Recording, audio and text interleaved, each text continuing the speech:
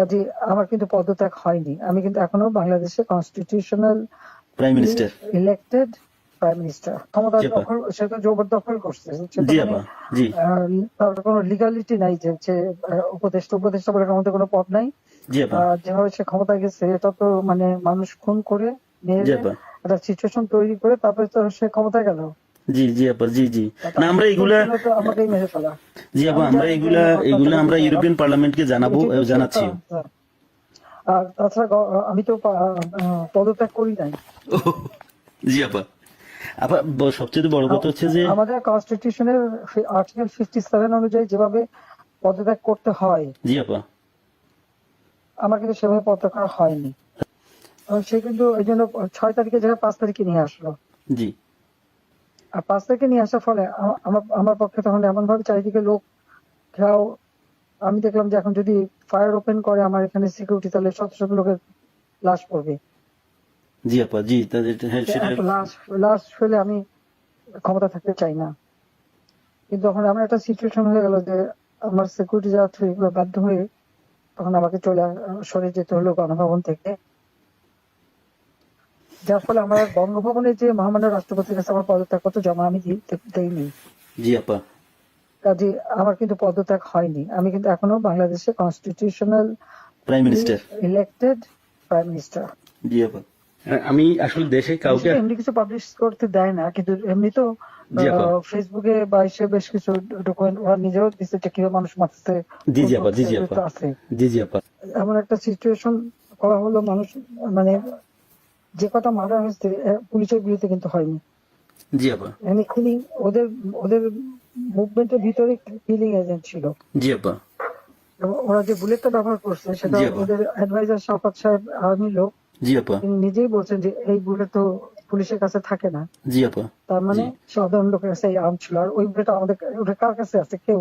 এবং আজ পর্যন্ত এই বুলেট সম্পর্কে কোনো তদন্ত নেই, বা এই রাইফেল কে ব্যবহার করছে কোনো তদন্ত নেই। এমনকি কিছু লোক, পুরুষ মানুষ জি বোরখা আপা। পরা, জি পুরুষ মানুষ বোরখা পরে জি আপা। যেমন ইন্ডাস্ট্রিতে আগুন দেওয়া থেকে শুরু করে এসে।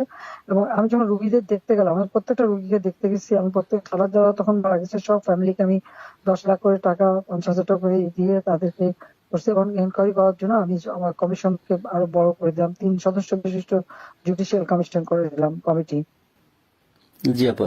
যাও, সেগুলো তো করতে দেওয়া হয়নি। দেন আমি আমি যখন ডিসিশন নিলাম যে এরকম অবস্থা আমি থাকবো না। জি আপা। ইউনুস সাহেবের কোর্টের কেসের ভার্ডিক্ট ছিল ওই 666 কোটি টাকা ট্যাক্স তার কাছে পাওনা।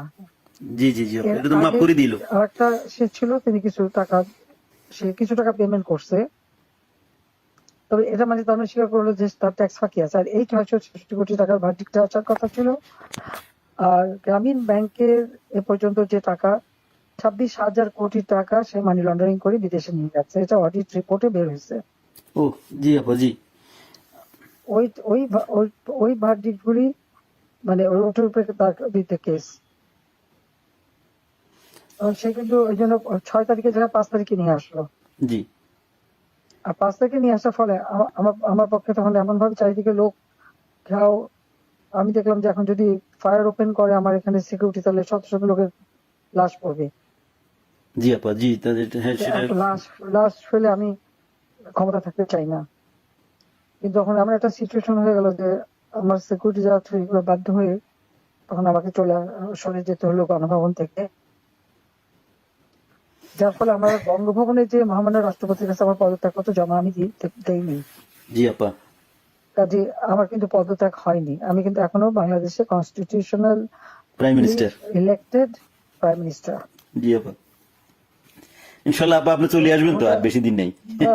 উনি কিন্তু তারপরে যখন মানে খুঁজে বেড়াচ্ছে, তারা ফলস ছবি দেখালো, আমি সই করছি, সেটা হলো আমার ভিজিটিং বুকের সই। ছবিটা ভালো করে দেখলে দেখা যাবে ওটা একটা মোটা বই, জি আপা। যেখানে ভিজিটিং ওরকম কোনো বই প্রাইম মিনিস্টার সই করে পদত্যাগ করে না। আর আমার সেই চিঠিও কেউ দেখাতে পারছে না।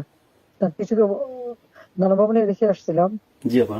গণভবন আগুন দিয়েছে, পড়িয়ে দিয়েছে, লুটপাট হয়ে গেছে, ওগুলি সব চলে গেছে।